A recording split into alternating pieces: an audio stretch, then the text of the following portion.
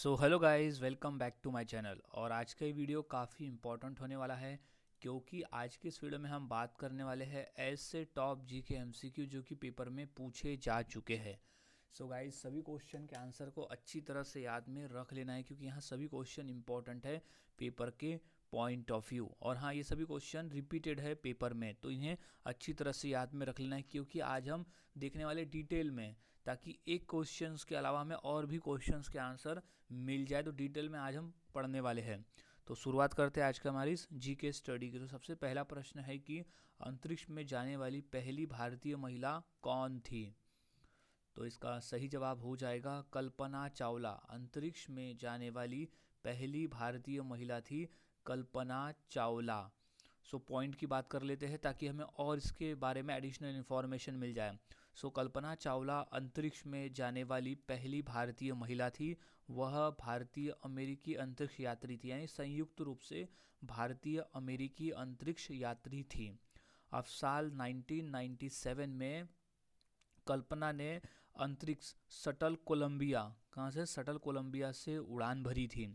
साल 2003 में अंतरिक्ष यान कोलंबिया पृथ्वी के वायुमंडल में दोबारा प्रवेश करते समय टूट गया था। तो इस दुर्घटना में कल्पना चावला समेत सभी 7 चालक दल सदस्य मारे गए थे। याद में रख लेना है, जब 2003 में उनका अंतरिक्ष यान दोबारा पृथ्वी पर जब प्रवेश कर रहा था तो उस समय टूट गया था और उस दुर्घटना में कल्पना चावला समेत 7 और लोग मारे गए थे। तो ये सभी पॉइंट को याद में रख लेना है। अब अगला प्रश्न, कलिंग का युद्ध किस वर्ष लड़ा गया था। ये क्वेश्चन मोस्ट इम्पॉर्टेंट है और बार बार पेपर में पूछा गया है। तो अब ये किसी भी तरह से पूछा जाता है तो हम आसानी से इसका जवाब दे सकते हैं क्योंकि हम यहाँ डिटेल में पढ़ रहे हैं। तो इसका सही जवाब हो जाएगा 261 ईसा पूर्व। कलिंग का जो युद्ध है वो 261 ईसा पूर्व में लड़ा गया था। सो की पॉइंट को याद रख लेते हैं ताकि इससे संबंधित कोई भी प्रश्न आए तो हम आसानी से हल कर सके। सो कलिंग का जो युद्ध है 261 ईसा पूर्व में लड़ा गया था। अब युद्ध, ये जो कलिंग का युद्ध है वो मौर्य सम्राट अशोक और कलिंग राज्यों के बीच में लड़ा गया था। मौर्य सम्राट अशोक और कलिंग राज्य के बीच में लड़ा गया था। अब इस युद्ध के बाद में अशोक ने बौद्ध धर्म को अपनाया था और शांति और अहिंसा का संदेश फैलाया था। ये भी क्वेश्चन काफ़ी बार पूछा गया है कि किस युद्ध के बाद में सम्राट अशोक ने बौद्ध धर्म को ग्रहण किया था। तो वो कलिंग का युद्ध था। उसके बाद कलिंग के युद्ध में इतनी खून खराबा देखकर अशोक का हृदय परिवर्तन हुआ और उसने बौद्ध धर्म को अपना लिया और उसके बाद में उसने शांति और अहिंसा का संदेश फैलाया। क्वेश्चन इंपॉर्टेंट है, अच्छी तरह से याद में इन्हें रख लेना है। अब अगला प्रश्न है कि भारत के पहले साहित्य के नोबेल पुरस्कार विजेता कौन थे। तो इसका सही जवाब है रविंद्रनाथ टैगोर। भारत के पहले साहित्य के नोबेल पुरस्कार विजेता थे रविंद्रनाथ टैगोर। अब की पॉइंट पे बात कर लेते हैं। तो पहला है कि भारत के पहले साहित्य नोबेल पुरस्कार विजेता रविंद्रनाथ टैगोर थे, जिन्हें साहित्य के क्षेत्र में नोबेल पुरस्कार मिला था। रविन्द्रनाथ टैगोर को 1913 में उनकी कृति गीतांजलि के लिए यह पुरस्कार मिला था। यहाँ एडिशनल इन्फॉर्मेशन हमें भी ये भी मिल गया कि रविन्द्रनाथ टैगोर को 1913 में नोबेल पुरस्कार मिला था। उनकी कृति यानी उनकी रचना गीतांजलि के लिए मिला था 1913 में साहित्य के क्षेत्र में नोबेल पुरस्कार। अब रविन्द्रनाथ टैगोर नोबेल पुरस्कार से सम्मानित होने वाले पहले भारतीय नागरिक थे और वो पहले एशियाई भी थे। ये दोनों पॉइंट याद में रख लेना है। अगर पेपर में पूछा जाता है कि पहले एशियाई कौन थे नोबेल पुरस्कार प्राप्त करता, तो वो थे रविन्द्रनाथ टैगोर और पहले भारतीय नागरिक भी थे जिन्हें नोबेल पुरस्कार मिला था। तो इस तरह से पॉइंट याद रखने से हमें और भी क्वेश्चंस के आंसर मिल जाते हैं। अगला प्रश्न है कि लोनार झील किस राज्य में स्थित है। तो इसका सही जवाब है महाराष्ट्र राज्य में। लोनार झील जो है वो महाराष्ट्र राज्य में स्थित है। सो की पॉइंट पे बात करते हैं। तो पहला है कि लोनार झील महाराष्ट्र के बुल्डाना जिले में स्थित है। लोनार झील जो है वो महाराष्ट्र के बुल्डाना जिले में है। ये भी हमें पता चल गया कि लोनार झील बुल्डाना जिले में है। अब यह एक खारे पानी की झील है। लोनार झील जो है खारे पानी की झील है। यह भारत का एक राष्ट्रीय भूवैज्ञानिक विरासत स्मारक है। यह भारत का एक राष्ट्रीय भूवैज्ञानिक विरासत स्मारक है और इसकी जो निर्माण है वो उल्का पिंड के टकराने से हुई है। ये भी एडिशनल इन्फॉर्मेशन मिला कि उल्का पिंड के टकराने से लोनार झील की निर्माण हुआ, यानी इसकी निर्मित हुई है। तो क्वेश्चन ये भी पूछा गया था कि कौन सा झील है जो उल्का पिंड के टकराने से बनी है, तो वो है लोनार झील जो कि महाराष्ट्र में है। अब अगला प्रश्न देख लेते हैं कि विश्व स्वास्थ्य संगठन का मुख्यालय कहाँ है। तो इसका सही जवाब है जेनेवा शहर में। विश्व स्वास्थ्य संगठन का जो मुख्यालय है वो है जेनेवा में। सो अब पॉइंट पे हम बात कर लेते हैं, तो वो है कि विश्व स्वास्थ्य संगठन का जो मुख्यालय है वो जेनेवा स्विट्जरलैंड में है। जेनेवा शहर के स्विट्जरलैंड देश में स्थित है विश्व स्वास्थ्य संगठन का मुख्यालय। अब इस संस्था की स्थापना 7 अप्रैल 1948 को की गई थी। 7 अप्रैल 1948 को की गई थी विश्व स्वास्थ्य संगठन की स्थापना। तो यही कारण है कि हम हर साल 7 अप्रैल को विश्व स्वास्थ्य दिवस के रूप में मनाते हैं।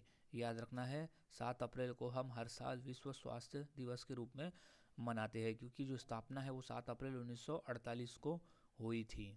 तो ये सभी पॉइंट याद में रख लेना है। अब अगला प्रश्न है कि गिद्दा नृत्य शैली किस राज्य से संबंधित है। तो उसका संबंध है पंजाब राज्य से। गिद्दा नृत्य जो है वो पंजाब राज्य से संबंधित नृत्य है। सो की पॉइंट देख लेते हैं और उसके बारे में एडिशनल इन्फॉर्मेशन कि गिद्दा नृत्य जो है वो पंजाब राज्य से संबंधित है। अब भारत और पाकिस्तान के पंजाब क्षेत्र में महिलाएं द्वारा किया जाता है। गिद्दा नृत्य जो है वो भारत और पाकिस्तान के पंजाब क्षेत्र में महिलाओं के द्वारा किया जाता है। अब गिद्दा नृत्य में मुख्य रूप से महिलाएं भाग लेती है। तो ये भी याद रख लेना है कि गिद्दा नृत्य को केवल महिलाएं ही करती है, यानी महिलाएं भाग लेती है, जो ताली बजाती है और पारंपरिक लोकगीतों को गाती है। तो ये सभी पॉइंट याद में रख लेना है। अब अगला प्रश्न है, दूध के घनत्व को किसके द्वारा मापा जाता है।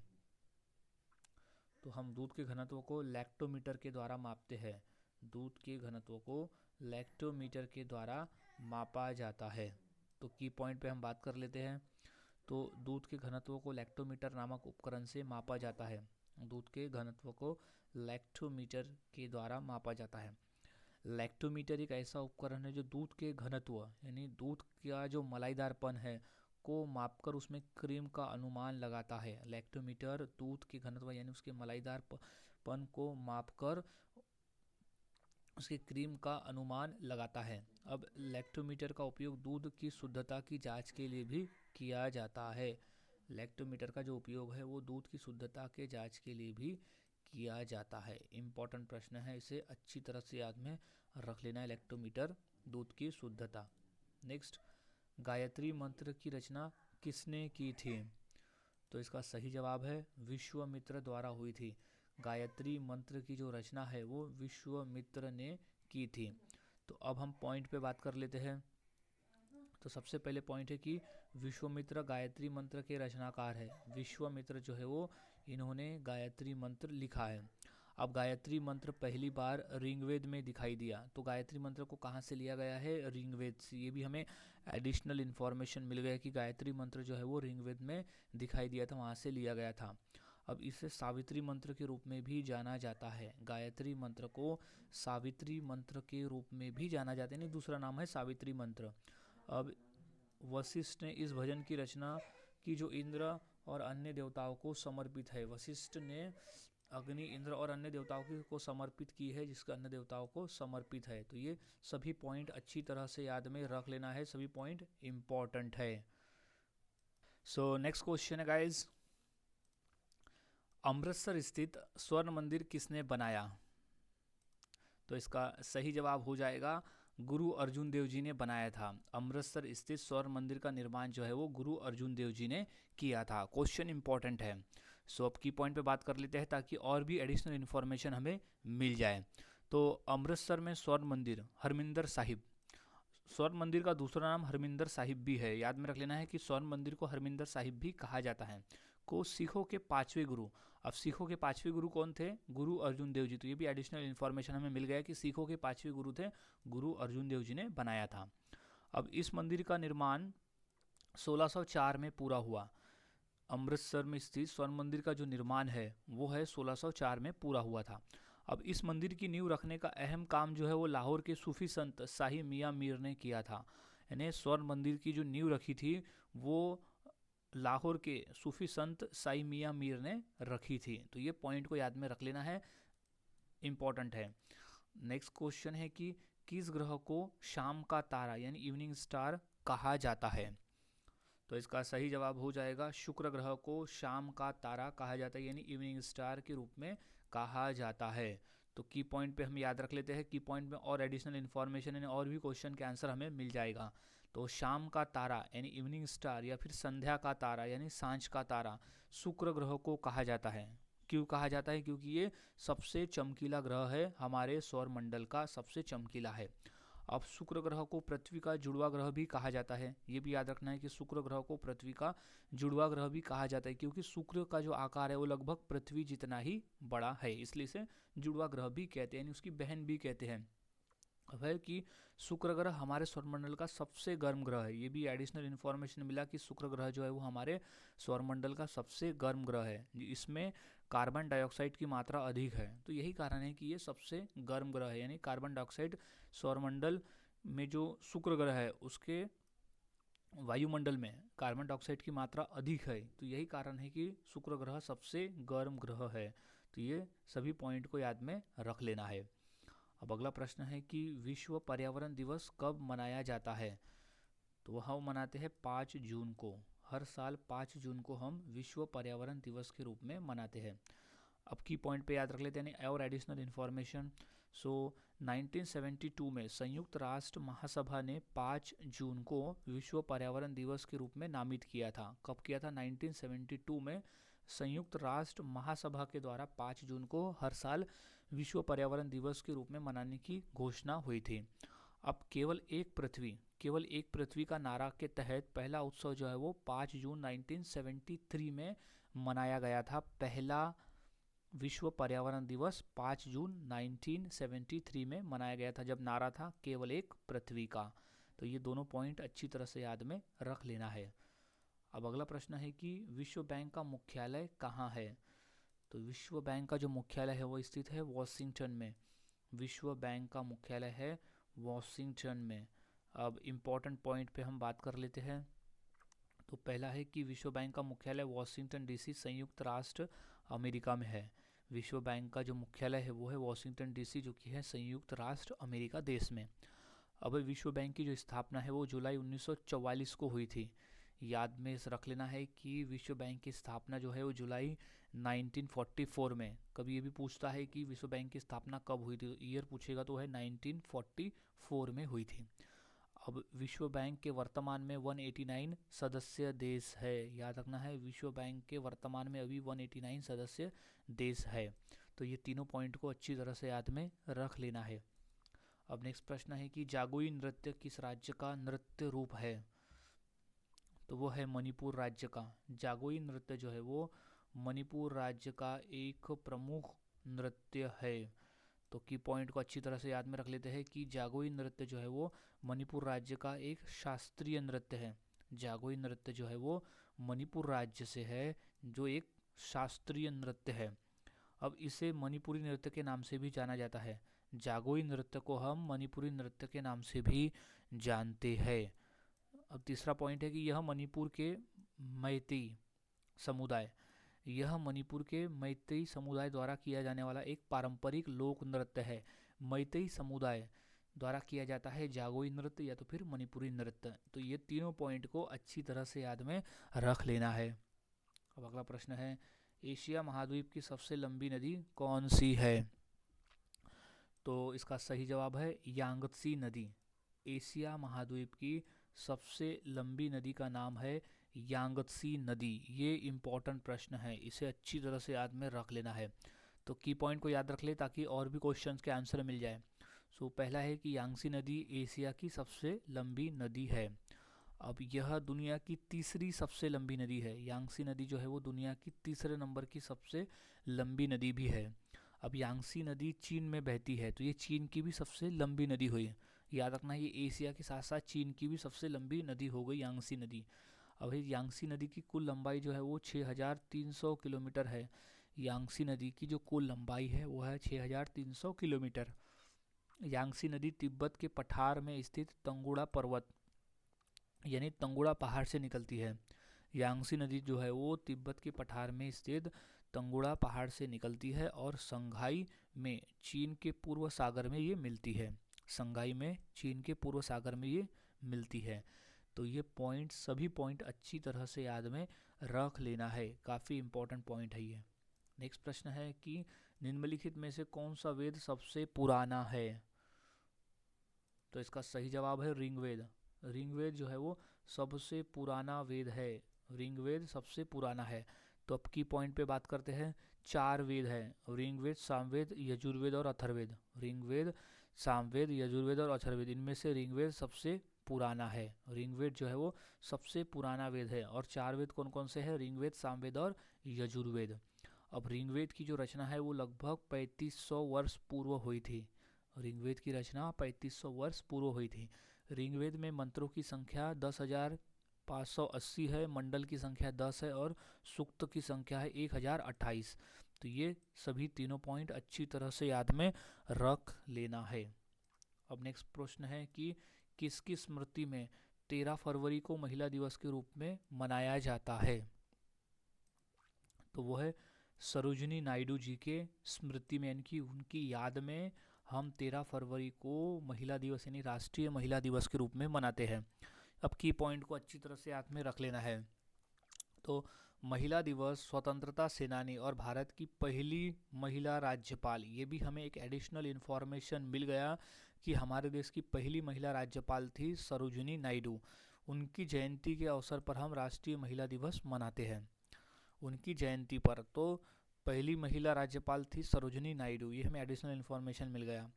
अब दूसरा पॉइंट है कि सरोजिनी नायडू जी का जन्म जो है वो 13 फरवरी 1879 को हैदराबाद में हुआ था। 13 फरवरी को हुआ था, तो यही कारण है कि हम 13 फरवरी को राष्ट्रीय महिला दिवस के रूप में मनाते हैं। अब सरोजिनी नायडू जी को भारत की कोकिला के नाम से भी जाना जाता है, ये भी याद रखना है। सरोजिनी नायडू को भारत की कोकिला के नाम से भी जाना जाता है।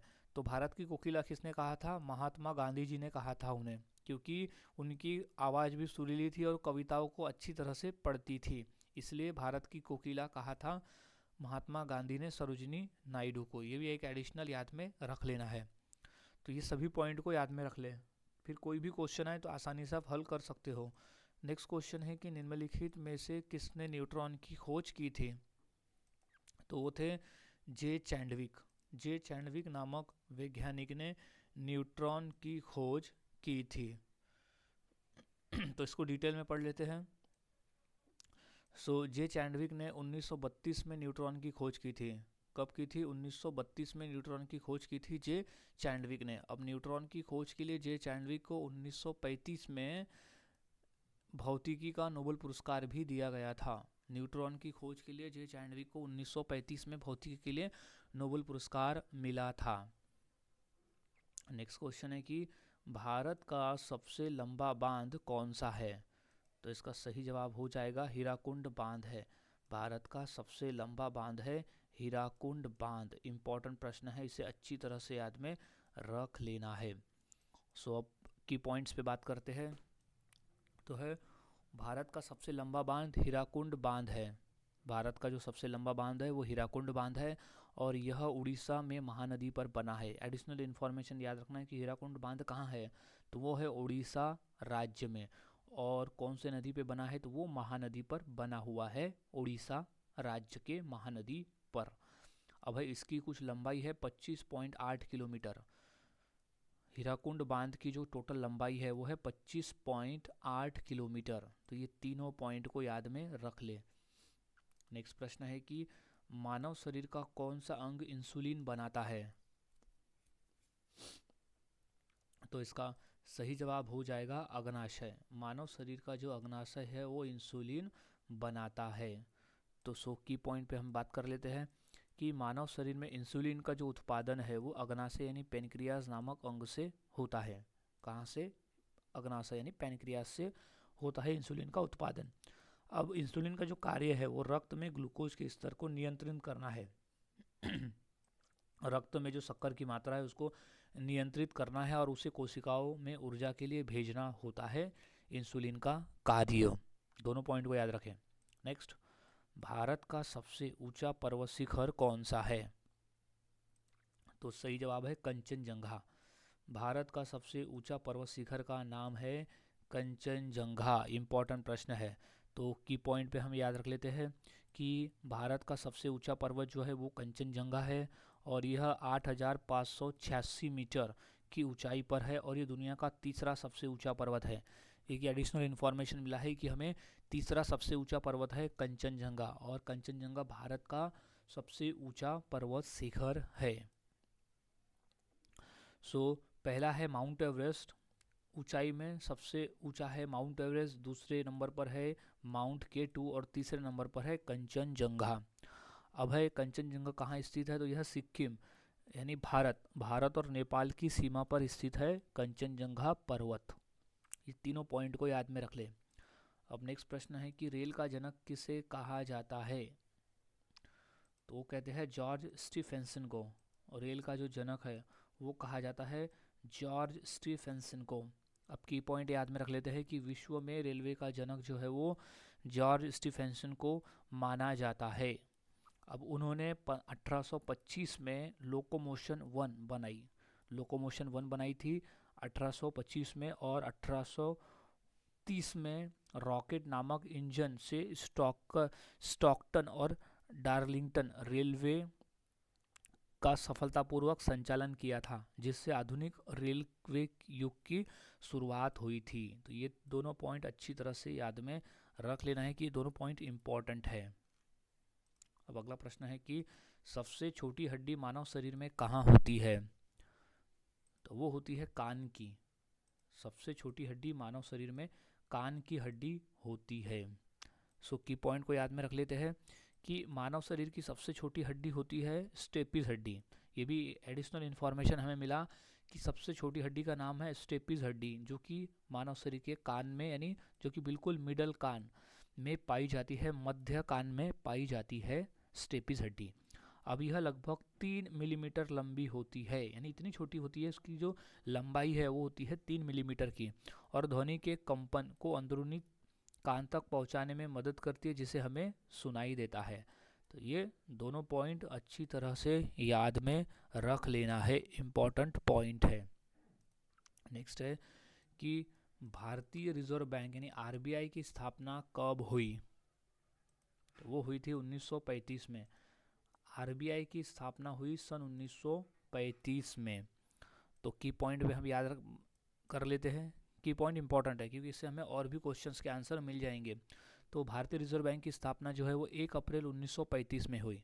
कब हुई थी? 1 अप्रैल 1935 में हुई थी रिजर्व बैंक की स्थापना। अब यह स्थापना जो है वो भारतीय रिजर्व बैंक अधिनियम 1934 के प्रावधानों के अनुसार हुई थी। भारतीय रिजर्व बैंक अधिनियम 1934 के प्रावधानों के अनुसार हुई थी भारतीय रिजर्व बैंक की स्थापना। अब शुरुआत में जो इसका मुख्यालय है वो कोलकाता में था। शुरू में इसका जो है वो कोलकाता में था, जिसे 1935 में स्थायी रूप से मुंबई में स्थानांतरित किया गया। शुरू में तो इसका जो मुख्यालय था वो कोलकाता में था, लेकिन 1937 में स्थायी रूप से इसे मुंबई में स्थानांतरित किया गया इसके मुख्यालय को। अब 1949 में इसका राष्ट्रीयकरण कर इसे भारत सरकार के स्वामित्व में लाया गया। 1949 में भारतीय रिजर्व बैंक का राष्ट्रीयकरण हुआ। ये भी पॉइंट याद में रख लेना है। तो ये सभी पॉइंट इंपॉर्टेंट है, सभी पॉइंट को याद में रख लेना है। तो कोई भी क्वेश्चन आए भारतीय रिजर्व बैंक से आप आसानी से हल कर सकते हो। नेक्स्ट है कि टेलीफोन का आविष्कार किसने किया? तो वो थे ग्राहम बेल। टेलीफोन के आविष्कारकर्ता थे ग्राहम बेल। पॉइंट पे याद रखते हैं। तो अलेक्जेंडर ग्राहम बेल ने 1876 को टेलीफोन का आविष्कार किया था। ग्राहम बेल द्वारा 1876 को टेलीफोन का आविष्कार किया गया था, और उनका जो पहला कॉल था उन्होंने 10 मार्च 1876 को कहा था कि मिस्टर वॉटसन इधर आइए, मैं आपसे मिलना चाहता हूँ। ये पहले कॉल पे उन्होंने कहा था। तो ये दोनों पॉइंट को याद रखना है कि टेलीफोन का आविष्कार करता है sir Alexander Graham Bell. So next question है, भारत का पहला परमाणु रिएक्टर कौन सा था? तो इसका सही जवाब हो जाएगा अप्सरा। भारत का जो पहला परमाणु रिएक्टर था वो अप्सरा नाम से था। तो की पॉइंट याद रख लेते हैं कि भारत का जो पहला परमाणु रिएक्टर अप्सरा था, जिसे 4 अगस्त 1956 को चालू किया गया था। 4 अगस्त 1956 को चालू किया गया था भारत के पहले परमाणु रिएक्टर अप्सरा को। यह भाभा परमाणु अनुसंधान केंद्र परिसर ट्रॉम्बे में स्थित है। यह भाभा परमाणु अनुसंधान केंद्र के परिसर ट्रॉम्बे में स्थित है। यह एशिया का भी पहला परमाणु रिएक्टर है। एशिया का पहला परमाणु रिएक्टर है अप्सरा।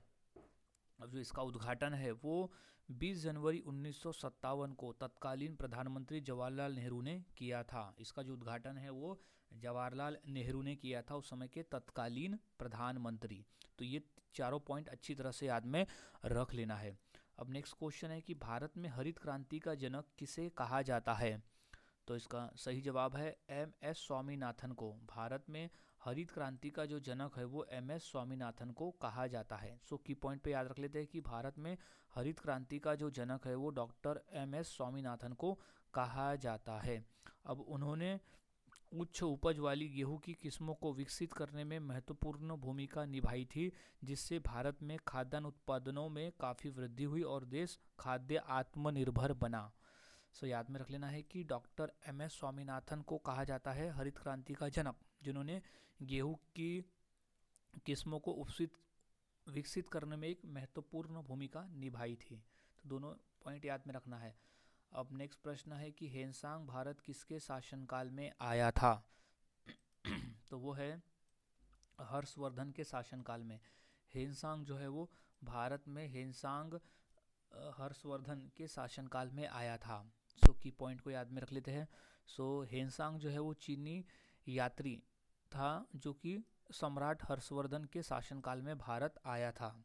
याद में रखना, हेनसांग वो एक चीनी यात्री था जो कि हर्षवर्धन के शासनकाल में आया था। अब जो 7वीं शताब्दी ईस्वी में 630 ईस्वी के आसपास भारत आया और लगभग 15 साल तक रहा था।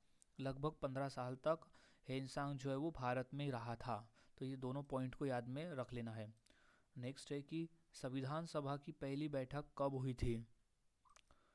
तो इसका सही जवाब है 9 दिसंबर 1946 को पहली बैठक हुई थी। 9 दिसंबर 1946 को भारतीय संविधान सभा की पहली बैठक। सो की पॉइंट याद रख लेते हैं कि भारतीय संविधान सभा की प्रथम बैठक 9 दिसंबर 1946 को संवैधानिक हॉल नई दिल्ली में हुई थी। संविधान सभा में डॉक्टर सच्चिदानंद सिन्हा ने अस्थायी अध्यक्ष के रूप में कार्यभार संभाला था। अस्थायी अध्यक्ष यानी हो गया वो टेम्पररी के रूप में संभाला था डॉक्टर सच्चिदानंद सिन्हा ने। सो ये दोनों पॉइंट को अच्छी तरह से याद में रख लेना है। अब अगला पॉइंट है कि जिम कॉर्बेट राष्ट्रीय उद्यान कहाँ स्थित है? तो इसका सही जवाब है उत्तराखंड में। जिम कॉर्बेट राष्ट्रीय उद्यान जो है वो उत्तराखंड में स्थित है। सो की पॉइंट पे याद में रख लेते हैं कि जिम कॉर्बेट राष्ट्रीय उद्यान जो है भारत के उत्तराखंड राज्य के नैनीताल जिले में स्थित है। उत्तराखंड के नैनीताल जिले में स्थित है जिम कॉर्बेट राष्ट्रीय उद्यान। जिम कॉर्बेट हिमालय की तलहटी में रामगंगा नदी के किनारे फैला हुआ है। हिमालय की तलहटी में रामगंगा नदी के किनारे फैला हुआ है जिम कॉर्बेट राष्ट्रीय उद्यान। अब यह भारत का पहला राष्ट्रीय उद्यान है जो बाघों के लिए प्रसिद्ध है। तो ये तीनों पॉइंट को अच्छी तरह से याद में रख लेना है। अब नेक्स्ट क्वेश्चन की बात करते हैं कि भारत का पहला मुख्य चुनाव आयुक्त कौन था? तो इसका सही जवाब है सुकुमार सेन। सुकुमार सेन थे भारत के पहले चुनाव आयुक्त। इम्पॉर्टेंट प्रश्न है ये, अच्छी तरह से इसे याद में रख लेना है। तो की पॉइंट पे याद रखते हैं कि सुकुमार सेन एक भारतीय सिविल सेवक थे जो भारत के पहले मुख्य चुनाव आयुक्त थे। सुकुमार सेन भारतीय सिविल सेवक थे जो कि पहले मुख्य चुनाव आयुक्त थे। अब 21 मार्च 1950 से 19 दिसंबर 1958 तक सेवारत रहे थे, यानी टोटल लगभग 8 सालों तक वह चुनाव आयुक्त के लिए सेवारत रहे थे। अब उनके नेतृत्व में चुनाव आयोग ने 1951-52 में स्वतंत्र रूप से भारत के पहले 2 आम चुनाव का सफलतापूर्वक संचालन व निरीक्षण किया था। सो ये तीनों पॉइंट को अच्छी तरह से याद में रख लेना है कि सुकुमार सेन एक भारतीय सिविल सेवक थे जो कि पहले चुनाव आयुक्त थे। अब अगला प्रश्न है कि सबसे हल्की गैस कौन सी है? तो सही जवाब है हाइड्रोजन गैस। सबसे हल्की गैस होती है हाइड्रोजन गैस। सब की पॉइंट पे बात कर लेते हैं। तो है सबसे हल्की गैस जो है हाइड्रोजन गैस है। सबसे हल्की गैस है हाइड्रोजन गैस। अब इसका जो परमाणु क्रमांक है वो 1 है और यह हवा में भी सबसे हल्की होती है और आसानी से जलती है। हाइड्रोजन गैस जो है वो हवा से भी हल्की होती है और यह बहुत हल्की होती है और आसानी से जलती भी है। अब हीलियम भी एक हल्की गैस है जो कि हाइड्रोजन से भारी होती है। हीलियम भी हल्की गैस है लेकिन हाइड्रोजन से वो भारी होती है। तो मेन है कि हाइड्रोजन ही सबसे हल्की गैस है। अगला प्रश्न है विटामिन डी की कमी से कौन सा रोग होता है? तो वो होता है रिकेट्स रोग और ये खासकर बच्चों में होता है। विटामिन डी की कमी से जो है वो रिकेट्स रोग होता है और ये काफ़ी बच्चों में ही होता है रिकेट्स रोग। अब है कि विटामिन डी की कमी से हड्डियां कमज़ोर, दर्दनाक और भंगुर हो जाती है, यानी इसे ऑस्टियोपोरोसिस भी कहते हैं। बच्चों में रिकेट्स हड्डियों ठीक से विकसित न होना, मांसपेशियों में कमजोरी, थकान, बार बार बीमार पड़ना, मूड में बदलाव, डिप्रेशन, दांत समस्या और हृदय रोग का और मधुमेह का खतरा बढ़ जाता है विटामिन डी की कमी से। तो याद रखना कि रिकेट्स रोग में होता यह है कि हड्डियाँ जो है वो ठीक से विकसित नहीं होती है और ये खासकर बच्चों में होता है विटामिन डी की कमी की वजह से। अब अगला प्रश्न है कि आदि ग्रंथ का संकलन किस सिख गुरु ने किया था? तो वो किया था गुरु अर्जुन देव जी ने। आदि ग्रंथ का जो संकलन है वो गुरु अर्जुन देव जी ने किया था। तो की पॉइंट पे हम बात करते हैं कि आदि ग्रंथ का संकलन सिख के 5वें गुरु गुरु अर्जुन देव जी ने किया था। सिख के 5वें गुरु थे गुरु अर्जुन देव जी।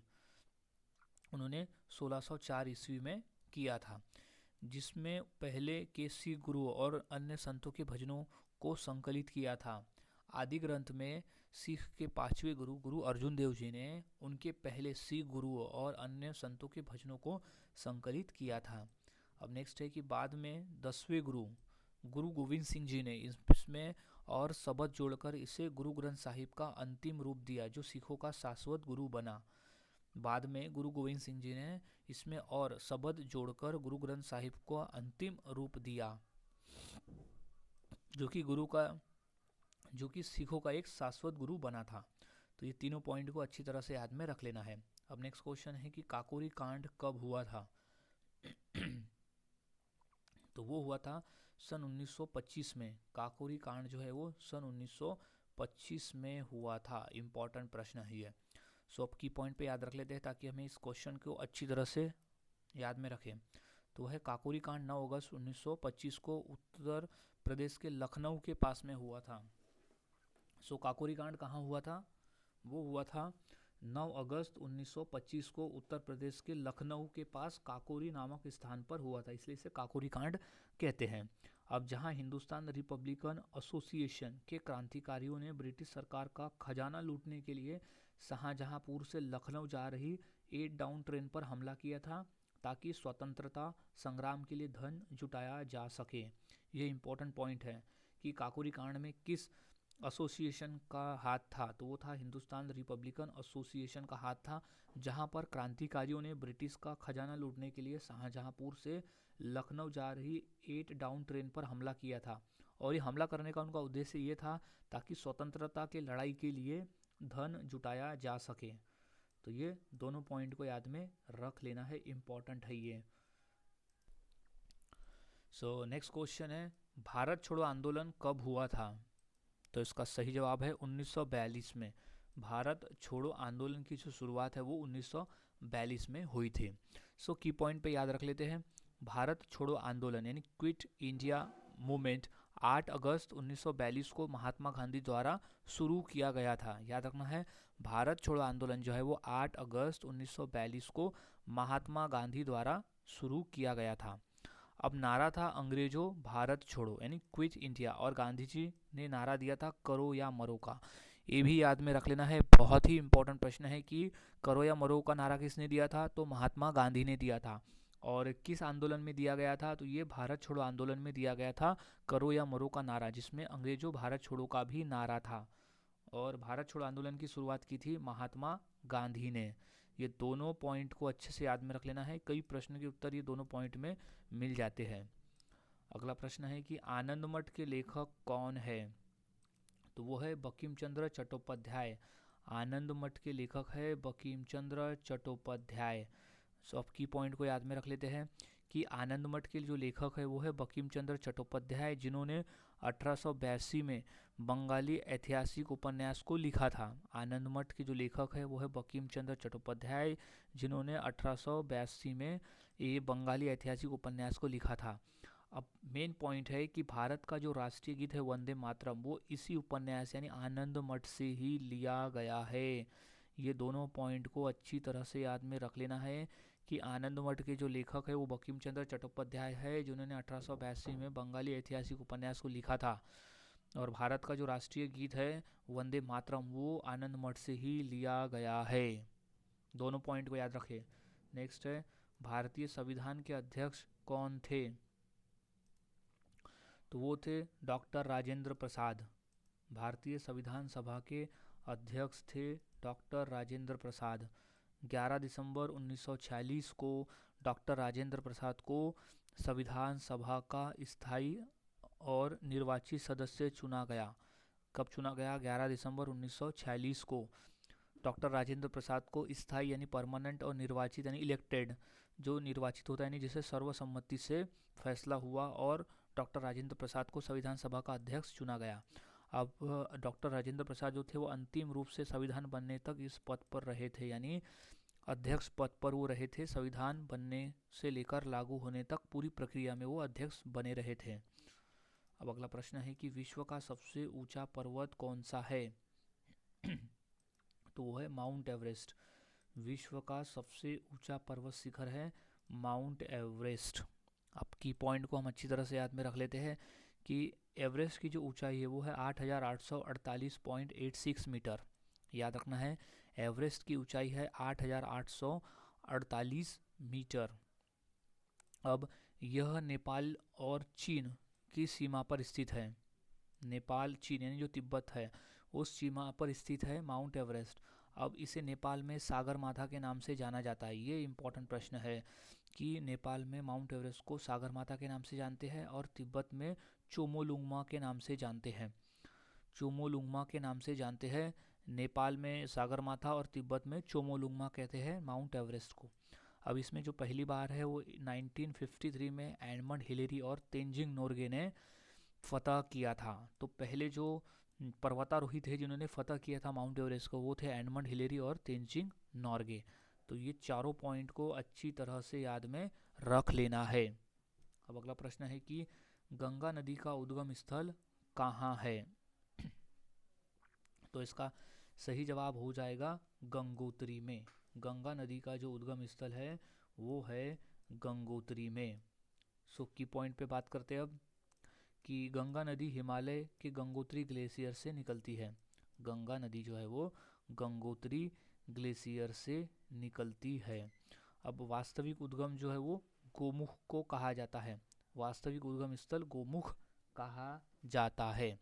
अब यह उत्तराखंड, उत्तर प्रदेश, बिहार और पश्चिम बंगाल, गंगा नदी जो है वो उत्तर प्रदेश, बिहार और पश्चिम बंगाल ये 4 राज्यों से होकर बहती है और अंत में गंगा जो है वो बंगाल की खाड़ी में गिरती है। तो इम्पोर्टेंट पॉइंट है कि गंगा नदी कहाँ गिरती है, तो वो है बंगाल की खाड़ी में। तो ये सभी 4 पॉइंट को अच्छी तरह से याद में रख लेना है, क्योंकि एक क्वेश्चंस के साथ साथ हमें कई क्वेश्चंस के आंसर मिल जाते हैं अगर हम पॉइंट्स याद रखते हैं तो। अब अगला प्रश्न है कि भारत का संविधान कब लागू हुआ था, तो वो हुआ था 26 जनवरी 1950 को भारत का संविधान लागू हुआ था। सब इसकी की पॉइंट देख लेते हैं जो कि हमें याद में रख लेना है। तो भारत का जो संविधान है वो 26 नवंबर 1949 को पारित हुआ था यानी वो स्वीकृति मिली थी। संविधान सभा द्वारा भारत के संविधान को 26 नवंबर 1949 को पारित हुआ था संविधान, इसलिए हम 26 नवंबर को संविधान दिवस के रूप में भी मनाते हैं। ये भी याद रखना है कि 26 नवंबर को हम हर साल संविधान दिवस के रूप में मनाते हैं। अब इसे 26 जनवरी 1950 को लागू किया गया था, यानी भारत के संविधान को पूरे देश भर में 26 जनवरी 1950 को लागू किया गया था। तो यही कारण है कि हम 26 जनवरी को गणतंत्र दिवस के रूप में हर साल मनाते हैं। अब 26 जनवरी को ही इसलिए चुना गया क्योंकि 1930 में इसी दिन पूर्ण स्वराज दिवस मनाया गया था। 26 जनवरी इसी तारीख को भारत के संविधान को लागू करने का यह कारण था कि 26 जनवरी 1930 को पूर्ण स्वराज दिवस भी मनाया गया था। नेक्स्ट पॉइंट है कि डॉक्टर भीमराव अंबेडकर की अध्यक्षता वाली समिति में जो कि संविधान तैयार किया गया था, क्योंकि डॉक्टर भीमराव अंबेडकर जो थे वो मसौदा समिति के अध्यक्ष थे और संविधान सभा के अध्यक्ष थे doctor Rajendra Prasad.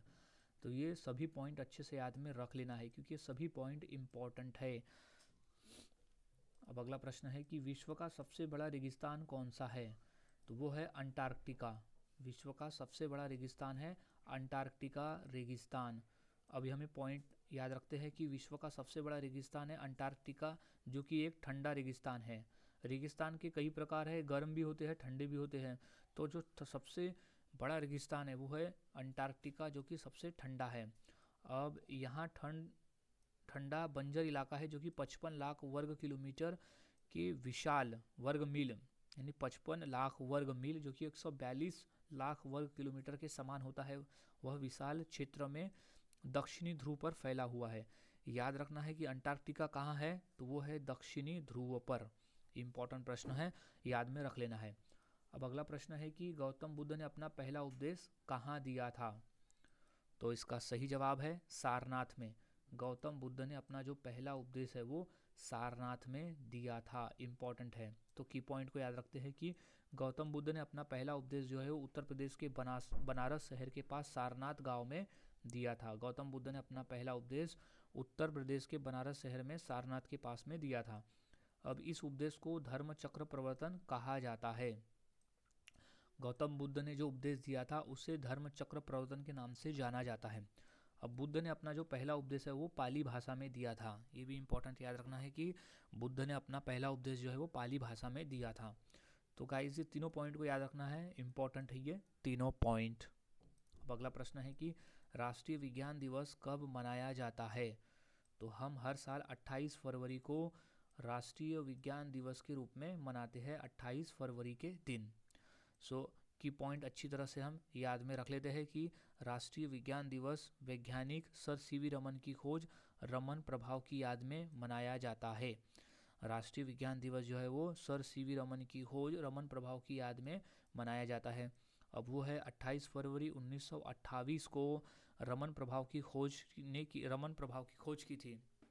Sir CV Raman ने 28 फरवरी 1928 को रमन प्रभाव की खोज की थी। तो यही कारण है कि हम 28 फरवरी को राष्ट्रीय विज्ञान दिवस के रूप में मनाते हैं। अब इस खोज के लिए सर सीवी रमन को 1930 में भौतिकी के लिए नोबेल पुरस्कार मिला था और वो पहले वैज्ञानिक थे जिन्हें पहले भारतीय वैज्ञानिक थे जिन्हें भौतिकी के क्षेत्र में नोबेल पुरस्कार से सम्मानित किया गया था। तो ये एक और एडिशनल इन्फॉर्मेशन हमें मिल गया कि सर सीवी रमन को 1930 में भौतिकी के क्षेत्र में नोबेल पुरस्कार से सम्मानित किया गया था। अब इस दिन को मनाने की घोषणा यानी 28 फरवरी को राष्ट्रीय विज्ञान दिवस मनाने की घोषणा जो है 1986 में हुई थी। उसके बाद से हम हर साल 28 फरवरी को राष्ट्रीय विज्ञान दिवस के रूप में मना रहे हैं। तो ये सभी पॉइंट को अच्छी तरह से याद में रख लेना है। अब नेक्स्ट प्रश्न की बात करते हैं कि जैनियों के पहले तीर्थंकर कौन थे? तो वो थे ऋषभदेव। जैनियों के जो पहले तीर्थंकर थे वो थे ऋषभदेव। की पॉइंट को याद में रखते हैं कि जैन धर्म के पहले तीर्थंकर भगवान ऋषभदेव थे और उन्हें आदिनाथ भी कहा जाता है। भगवान ऋषभदेव को आदिनाथ भी कहा जाता है और वो जैन धर्म के संस्थापक माने जाते हैं जिन्होंने जैन धर्म की शुरुआत की। अब भगवान ऋषभदेव की माँ का नाम मरुदेवी था। भगवान ऋषभदेव की माँ का नाम था मरुदेवी और भगवान ऋषभदेव भारत के चक्रवर्ती सम्राट अशोक के पिता थे। भगवान ऋषभदेव थे वो भारत के चक्रवर्ती सम्राट भरत के पिता थे। अब भगवान ऋषभदेव को अष्टापद से मोक्ष की प्राप्ति हुई थी। तो ये पांचों पॉइंट यानी चारों पॉइंट अच्छी तरह से याद में रख लेना है कि जैन धर्म के पहले तीर्थंकर और संस्थापक थे ऋषभदेव। अगला प्रश्न है कि नालंदा विश्वविद्यालय की स्थापना का युग कौन सा है? तो वो है गुप्त काल। नालंदा विश्वविद्यालय की स्थापना जो है वो गुप्त काल में हुई। तो की पॉइंट अच्छे से याद में रख लेते हैं। तो पहला है कि नालंदा विश्वविद्यालय की स्थापना गुप्त साम्राज्य के सम्राट कुमार गुप्त प्रथम ने 5वीं शताब्दी में की थी। नालंदा विश्वविद्यालय की जो स्थापना है वो गुप्त साम्राज्य के सम्राट कुमार गुप्त ने 5वीं शताब्दी में की थी। अब यह बिहार के नालंदा जिले में स्थित है। नालंदा विश्वविद्यालय जो है वो बिहार के नालंदा जिले में स्थित है, इसलिए उसे नालंदा विश्वविद्यालय कहा जाता था। अब यह प्राचीन भारत का एक प्रसिद्ध और प्रतिष्ठित शिक्षा केंद्र था। तो ये तीनों अच्छे से याद में रख लेना है पॉइंट। नेक्स्ट, गुप्त राजा जिसने विक्रमादित्य की पदवी ग्रहण की थी वह कौन था? तो वो था चंद्रगुप्त द्वितीय, जिसने विक्रमादित्य की पदवी ग्रहण की थी। तो की पॉइंट पे बात करते हैं। गुप्त शासक चंद्रगुप्त द्वितीय, जिसे विक्रमादित्य के नाम से भी जाना जाता है। किसे? गुप्त शासक चंद्रगुप्त द्वितीय को विक्रमादित्य के नाम से भी जाना जाता है। अब गुप्त साम्राज्य के महान शासकों में से एक थे और 380 से लेकर 415 ई तक उन्होंने शासन किया। अब उन्होंने शकों पर विजय प्राप्त करने के बाद में विक्रमादित्य की उपाधि धारण की थी। उन्होंने शकों पर विजय प्राप्त करने के बाद विक्रमादित्य की पदवी धारण की थी, उपाधि धारण की थी। अब चंद्रगुप्त द्वितीय के शासनकाल को गुप्त साम्राज्य का स्वर्ण युग माना जाता है। याद में रख लेना है। ये भी प्रश्न पूछा गया था कि किस युग को स्वर्ण युग कहा जाता है। तो गुप्त साम्राज्य को स्वर्ण युग कहा जाता है। ये तीनों चारों पॉइंट पांचों पॉइंट अच्छी तरह से याद में रख लेना है कि चंद्रगुप्त द्वितीय के शासनकाल को गुप्त साम्राज्य का स्वर्ण युग माना जाता है। मोस्ट इंपॉर्टेंट प्रश्न है, अच्छी तरह से याद में रखें। अब नेक्स्ट क्वेश्चन है कि कामाख्या मंदिर भारत के किस आधुनिक राज्य में स्थित है? तो वो है असम राज्य में। कामाख्या मंदिर जो है वो भारत के असम राज्य में स्थित है। इसका की पॉइंट पे बात करते हैं कि कामाख्या मंदिर भारत के असम राज्य में स्थित है, जो गुवाहाटी शहर के पास नीलाचल पर्वत पर है। कामाख्या मंदिर जो है वो असम राज्य में स्थित, जो कि गुवाहाटी शहर के पास नीलाचल पर्वत पर स्थित है। अब ऐसा माना जाता है कि देवी सती की योनि जो है इस स्थान पर गिरी थी, इसलिए कामाख्या मंदिर की निर्माण हुआ। और कामाख्या मंदिर तांत्रिक प्रथाओं के सबसे पुराने और सबसे प्रतिष्ठित केंद्रों में से एक है। तो ये तीनों पॉइंट को याद में रख लेना है कि कामाख्या मंदिर असम राज्य में है, जो कि गुवाहाटी शहर के पास नीलाचल पर्वत पर स्थित है। अब नेक्स्ट प्रश्न है, भारतीय अंतरिक्ष कार्यक्रम का जनक किसे माना जाता है? तो इसका सही जवाब है डॉक्टर विक्रम साराभाई को। भारतीय अंतरिक्ष कार्यक्रम का जो जनक है वो डॉक्टर विक्रम साराभाई को माना जाता है। की पॉइंट पर याद कर लेते हैं कि भारतीय अंतरिक्ष कार्यक्रम का जनक जो है वो डॉक्टर विक्रम साराभाई यानी विक्रम अम्बालाल साराभाई को माना जाता है। 1969 में उन्होंने भारतीय अंतरिक्ष अनुसंधान संगठन की स्थापना की थी, यानी इसरो की स्थापना की थी 1969 में भारतीय अंतरिक्ष अनुसंधान संगठन। वे भारतीय राष्ट्रीय समिति के पहले अध्यक्ष थे, यानी इनकोस्पार के पहले अध्यक्ष थे। उन्होंने भौतिक अनुसंधान प्रयोगशाला की भी स्थापना की थी। याद में रखना है, डॉक्टर विक्रम अम्बालाल साराभाई ने भारतीय अंतरिक्ष अनुसंधान संगठन की भी स्थापना की थी। वे इनकोस्पार के पहले अध्यक्ष थे और भौतिक अनुसंधान प्रयोगशाला की भी स्थापना उन्होंने की थी। नेक्स्ट प्रश्न है कि भारत के किस शहर में इसरो का मुख्यालय स्थित है? तो वो है बेंगलुरु शहर में। भारत के बेंगलुरु शहर में इसरो का मुख्यालय स्थित है। अब की पॉइंट पे बात करते हैं कि भारतीय अंतरिक्ष अनुसंधान संगठन इसरो का जो मुख्यालय वो बेंगलुरु में स्थित है, जो अंतरिक्ष भवन में है। याद रखना है, अंतरिक्ष भवन में है, मुख्यालय बेंगलुरु में। अब इसरो की जो स्थापना है वो हुई थी 15 अगस्त 1969 को। स्थापना दिवस याद में रख लेना है, 15 अगस्त 1969 को हुई थी इसरो की स्थापना। अब इसरो की स्थापना से पहले इसका नाम जो था वो इनकोस्पार था। इसरो की स्थापना से पहले इसका नाम जो था इनकोस्पार था। तो ये तीनों पॉइंट को अच्छी तरह से याद में रख लेना है। अब अगला प्रश्न है कि भारत रत्न सर्वप्रथम किस खिलाड़ी को प्रदान किया गया? तो इसका सही जवाब है सचिन तेंदुलकर को। भारत रत्न जो है वो सचिन तेंदुलकर को प्रदान किया गया। सो की पॉइंट पे याद रखते हैं कि भारत रत्न पुरस्कार पाने वाले पहले भारतीय खिलाड़ी थे, यानी पहले खिलाड़ी है सचिन तेंदुलकर, जो कि क्रिकेट का खेल खेलते हैं। अब उन्हें यह पुरस्कार यानी भारत रत्न 2014 में मिला था। सचिन तेंदुलकर को भारत रत्न 2014 में मिला। सचिन तेंदुलकर को गॉड ऑफ क्रिकेट के नाम से भी जाना जाता है, गॉड ऑफ क्रिकेट। अब भारत रत्न जो है वो भारत का सर्वोच्च नागरिक सम्मान पुरस्कार है। भारत रत्न भारत का सर्वोच्च नागरिक सम्मान पुरस्कार है। सो गाइस ये सभी पॉइंट को अच्छी तरह से याद में रख लेना है। सो गाइस आज के वीडियो में हमने ऐसे इंपॉर्टेंट क्वेश्चंस की प्रैक्टिस की जो काफ़ी इंपॉर्टेंट थे पेपर के पॉइंट ऑफ व्यू। तो सभी क्वेश्चन के आंसर को आपको अच्छी तरह से याद में रख लेना है, क्योंकि सभी क्वेश्चन पेपर में पूछे जा चुके हैं। तो हमने एक एक क्वेश्चंस को डिटेल में पढ़ा, ताकि इससे रिलेटेड कोई भी क्वेश्चन आए तो आप आसानी से सॉल्व कर सको। सो मिलता हूँ ऐसे ही और नए जी के क्वेश्चंस के साथ अगली वीडियो में। तब तक के लिए चैनल के साथ बने रहे, वीडियोस को देखते रहे और इसी तरह से रोज़ाना जीके की प्रैक्टिस करते रहे।